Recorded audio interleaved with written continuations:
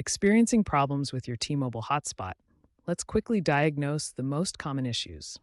First, if you have no internet, check your signal strength and ensure your T-Mobile account is active with sufficient data. Next, overheating can cause shutdowns. Place the device on a cool surface and avoid blocking vents. Finally, for weak signals, try relocating to a spot with better reception, ideally aiming for -70 dBs or better. These quick checks often resolve basic connectivity problems. Remember to also perform a soft reset by holding the power button for 10 to 15 seconds.